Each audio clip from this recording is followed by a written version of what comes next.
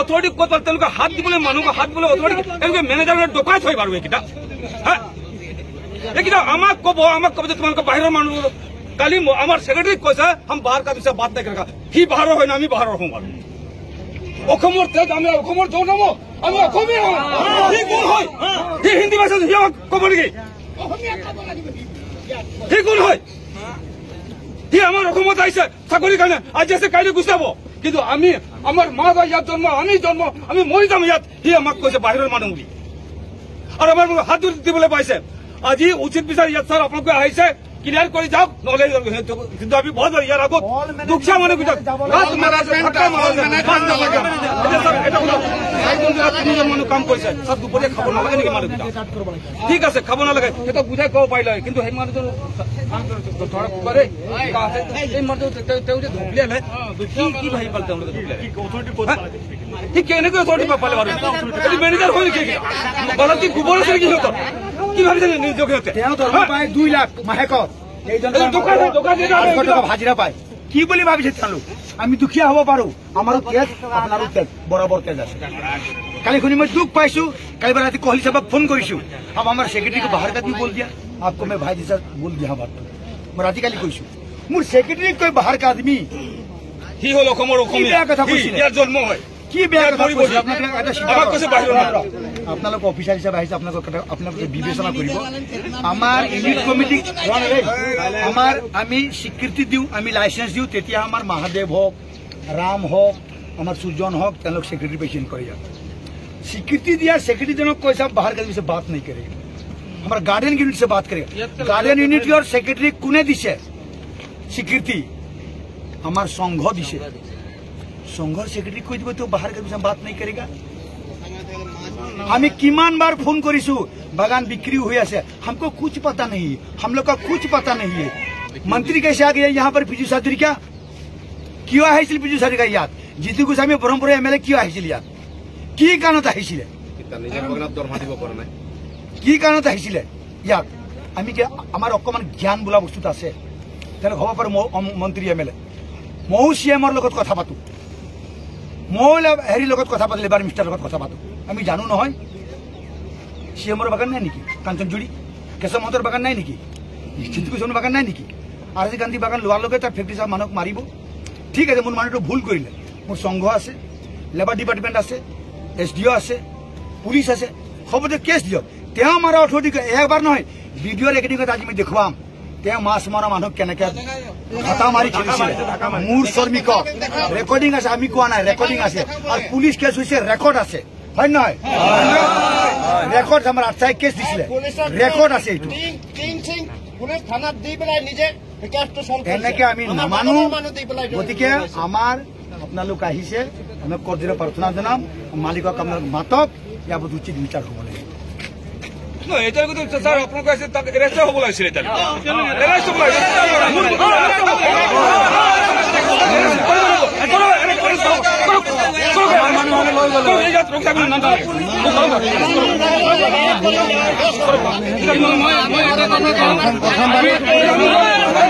আমরা হলে হাত করে রাখতাম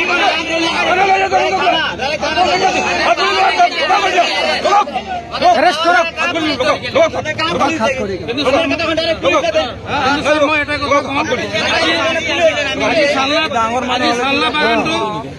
करो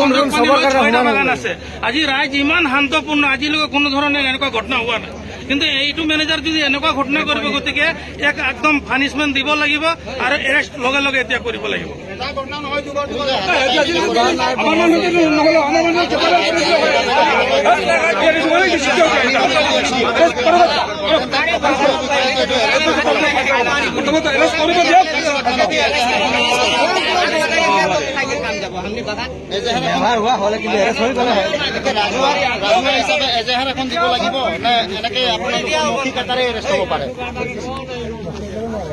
তেতিয়াহ'লে আমি ৰাইজে এজাহাৰ এখন লিখি পেলাই দি আছো মানে একদম ইয়াতে উচিত ব্যৱস্থা কৰিব লাগে আৰু লগত মানে এজাহাৰ দিয়া মানে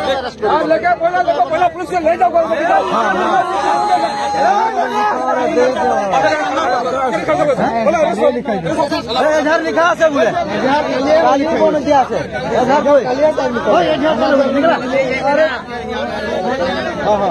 এধার লিখা এই साहब कहाँ के लगे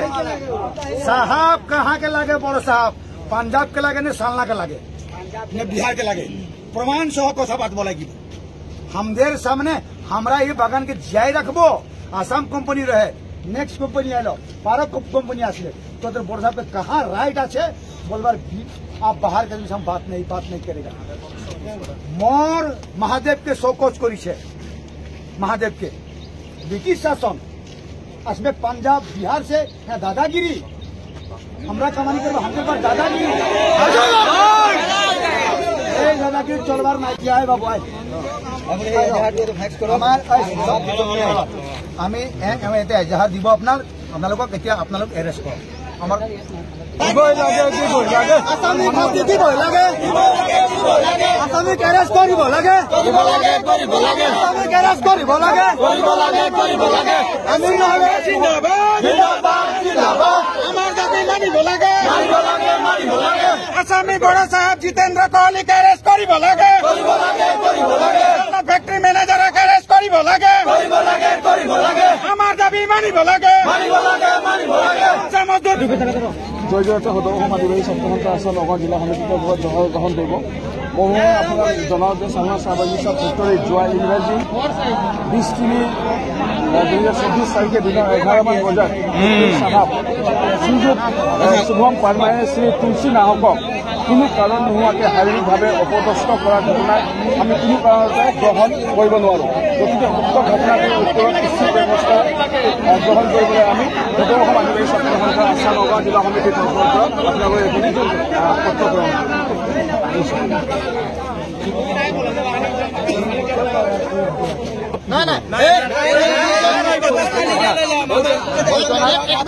সুপাৰিনটেণ্ডেণ্ট অফিচাৰ যিজন আছে তেখেতেই দুৰ্নীতি চলাই আছে আমি তেখেতক আপত্তি কৰিব যাম নেকি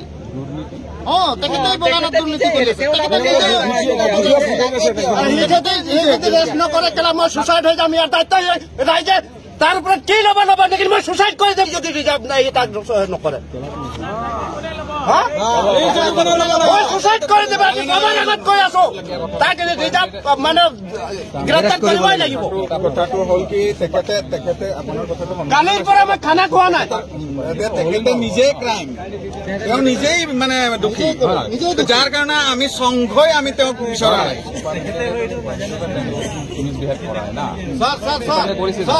সুপাৰিনটেণ্ডেণ্ট আপুনি কৈ আছে যে সি নাই কৰ্তৃপক্ষ হৈ পেলাই শুনকতো নাই শুনক পুৰণা ভিডিঅ' দেখাই দিও নাই তাকে পুৰণা ভিডিঅ' এই ভিডিঅ'টো চাওক স্যাৰ এই ভিডিঅ'টো চাওক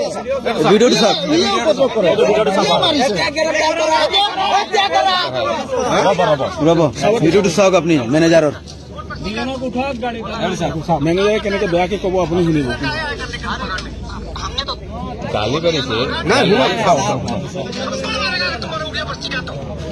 গালি পাৰিছে এতিয়া আসামিক আমি কেনেকৈ এইটো পাৰে নেকি এইটো অথৰিটি আছে নেকি এইটো বিচাৰে নহয় এইটো বিচাৰে নহয়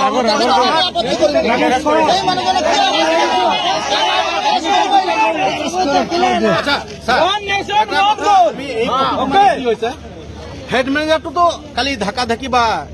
কাম কৰা নাই কাইলে হা তাৰ তলৰ কোনোবা এটা মেনেজাৰ কৰিছে তাক এৰেষ্টটো কিয় কৰা হোৱা নাই কাৰণটো কি এৰেষ্টটো কৰক না তাৰ পিছত পইচাৰ কথা কিন্তু পিছত এৰেষ্টটো আগত কৰক না আপুনি চিনিয়ৰ হয় আপুনি অৰ্ডাৰ দিয়ে লেবাৰ ডিপাৰ্টমেণ্টৰ আপুনি মানুহ হয় না আপুনি কিয় নকয় তাক এৰেষ্ট কৰিবলৈ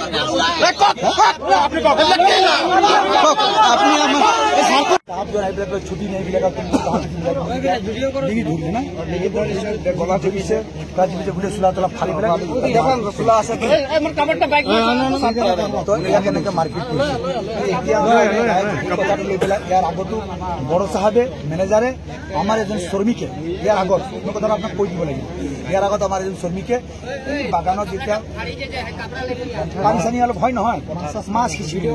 খুব তাক মানে ধৰক এই ইয়াত চাহ গছ নাই পানীপথ চাগছত খোলা জেগাত কিছু বুলি কৈছে বাল্টিং চালি বুলি ক'লে তাকো মাৰপিট কৰিলে সেইটো এফআইআৰ লৈ সেইটো বুজাবুজি আমি কৰাই দিলোঁ ধৰিলে বৰ চাবেজনে এনেকৈ হৈছে বয়স এতিয়া আকৌ তাৰ ফেক্টৰী চাহাবে যোৱাকালি আমাৰ কাম ইমান ডাঙৰ মানুহ আৰু মই হলো ইমান সৰু মানুহ চাইছে কেনেকে ধৰিছিলে মোক এয়া এতিয়ালৈকে ধৰি কিনে মই কাম কৰি থকা অৱস্থাত মোক এনেকৈ কৰি মাৰপিট কৰিলে আইনীভাৱে আমি এজাহাৰ দিব লাগে আমি দিলোঁ আমাৰ কথাটো হ'ল এৰেষ্ট কৰিব লাগে কি আলোচনা বিলোচনা হ'ব থানাত হ'ব সেইটো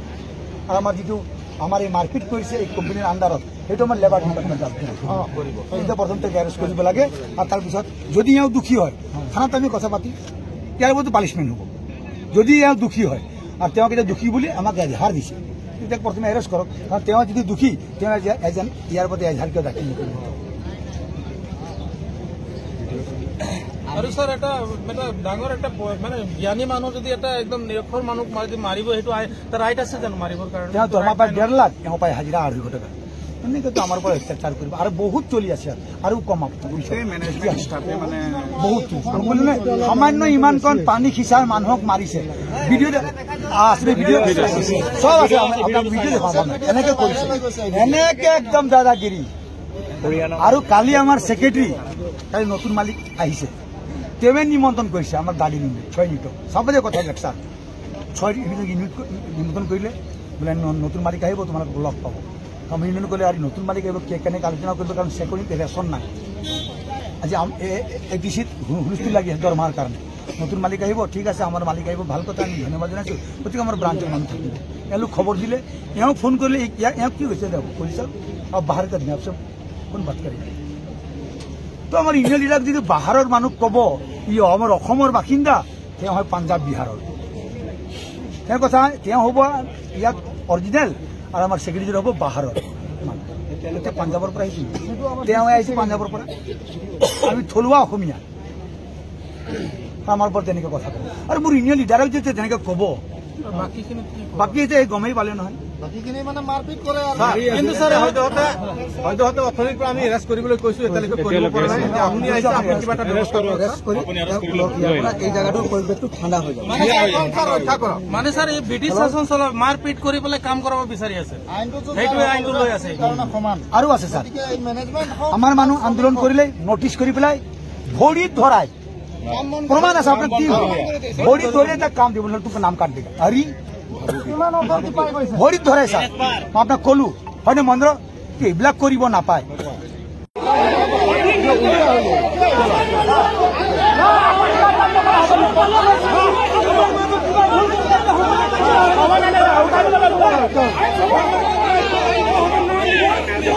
আমি মানুহ নহয় ৰৈ থাকিম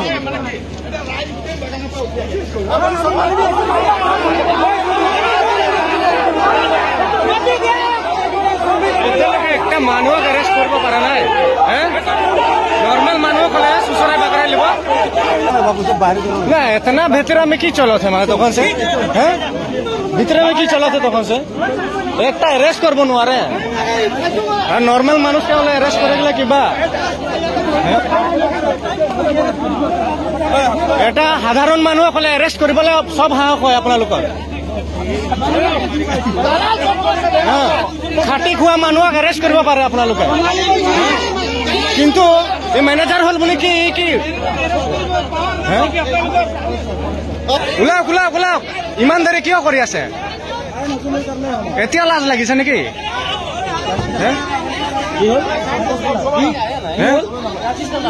क्या चीज का लाज आदमी मारेगा लाज लगेगा लाजर কথা কয় নীলা সালা লাজ লোক যে আমি চালনা চাহ বাগিচা ফেক্টৰী যোৱা কাইলে ফেক্টৰীত কৰ্মৰত এজন স্থায়ী শ্ৰমিক তুলসী নাহক নামৰ ব্যক্তিজনক ফেক্টৰী পৰিচালক শুভম পাৰ্মাৰ তেখেতৰ নাম হৈছে শুভম পাৰ্মাৰ তেখেতে কাম কৰি থকা অৱস্থাত কোনো সোধপোছ নকৰাকে শ্ৰমিকজনক মানে ডিঙি চিপি মাৰধৰ কৰি শাৰীৰিকভাৱে অপদস্থ কৰে উক্ত ঘটনাটোক লৈ ফেক্টৰী ইউনিটৰ সম্পাদক ডেভিড তাঁতীয়ে মোক ফোনযোগে জনায় যে যোৱা কাইলে আমাৰ এজন শ্ৰমিকক আমাৰ ফেক্টৰী পৰিচালক মহোদয়ে হতাপাত কৰাত আজি শ্ৰমিক ৰাইজে কাম মানে নকৰে আৰু ফেক্টৰী গেটৰ ওচৰত ধৰ্ণা কাৰ্যসূচী ৰূপায়ণ কৰিছে। শ্ৰমিকৰ দাবী এটাই যে যিজন দোষী পৰিচালক বা মেনেজাৰে যিজন তেওঁক আইনগতভাৱে শাস্তি পাব লাগে আৰু ইতিমধ্যে সেই পৰিচালকজনক কলিয়াবৰ মহকুমা আৰক্ষী বিষয়া লগতে অচি সামগ্ৰী চালনা আইচিৰ নেতৃত্বত তেখেতক এৰেষ্ট কৰি থানালৈ লৈ যোৱা হৈছে। গতিকে আজি আমাৰ সকলো শ্ৰমিক ৰাইজৰ এটাই দাবী যে পৰিচালকজনক আইনগতভাৱে উচিত শাস্তি প্ৰদান কৰিব লাগে। আমি সদৌ অসম আদিবাসী ছাত্ৰ সন্থা আছা নগাঁও জিলা সমিতিৰ উদ্যোগত চালনা চাহ বাগিচাত দুৰ্ভাগ্যজনকভাৱে যোৱা 20 তাৰিখে চালনা চাহ বাগিচা ফেক্টৰীত কৰ্মৰত অৱস্থাত স্থায়ী কৰ্মী তুলসী নাহকক ফেক্টৰীৰ পৰিচালক শুভম পাৰমে ডাঙৰীয়াই যেনেধৰণে শাৰীৰিকভাৱে অপদস্থ কৰিলে, এই অপদস্থক আমি আজি সদৌ অসম আদিবাসী ছাত্ৰ সন্থা আছা নগাঁও জিলা সমিতিৰ তৰফৰ পৰা তীব্ৰ ভাষাৰে গৰিহণা জনাইছোঁ আৰু লগতে আমি বাগিচা কৰ্তৃপক্ষক আমি সকীয়াই দিব বিচাৰিছোঁ এনেধৰণৰ সহজ সৰল আদিবাসী চাহ শ্ৰমিকসকলক যি ব্ৰিটিছ শাসন চলাব বিচাৰিছে এই শাসনৰ পৰা তেওঁলোকে বিৰত থাকক, অন্যথা আমি সদৌ অসম আদিবাসী ছাত্ৰ সন্থা সদায় শ্ৰমিকৰ সৈতে মাত মাতি আহিছোঁ আৰু সদায় মাত মাতি যাম। গতিকে আমি আজি এই প্ৰতিবাদী কাৰ্যসূচীৰ জৰিয়তে আমি প্ৰশাসনকো জনাব বিচাৰিছোঁ। আজি আমি ইয়াত দেখিবলৈ পাইছোঁ যেনেধৰণে সৰ্বসাধাৰণ ৰাইজে কিবা এটা দুখ কৰিলে যদি কোনোবাই এজেহাৰ এটা দিয়ে তেওঁলোকক শীঘ্ৰে তেওঁলোকক এৰেষ্ট কৰাৰ এটা ব্যৱস্থা তেওঁলোকে গ্ৰহণ কৰে। কিন্তু আজি দুৰ্ভাগ্যজনকভাৱে আজি যি যোৱাকালি দুৰ্ভাগ্যজনক ঘটনা শুভম পাৰমে ডাঙৰীয়াই কৰিলে তেওঁক আজি এৰেষ্ট কৰিবলৈ আৰক্ষী প্ৰশাসনে কিয় ভয় খাইছিলে আমি এই বিষয়ে আমি ৰহস্যজনকভাৱে ঘটনাটো ঘটিছে। গতিকে আমি আৰক্ষী প্ৰশাসনকো আমি সকীয়াব বিচাৰিছোঁ এনেধৰণৰ ঘটনাৰ পৰা তেওঁলোকে বিৰত থাকক আৰু দোষীক অতি শীঘ্ৰে উচিত ব্যৱস্থা গ্ৰহণ কৰিবলৈ দোষীক সাব্যস্ত প্ৰদান কৰি তেওঁক জেল হাজতলৈ প্ৰেৰণ কৰিবলৈ আমি সদৌ অসম আদিবাসী ছাত্ৰ সন্থাৰ তৰফৰ পৰা অনুৰোধ জনাইছোঁ।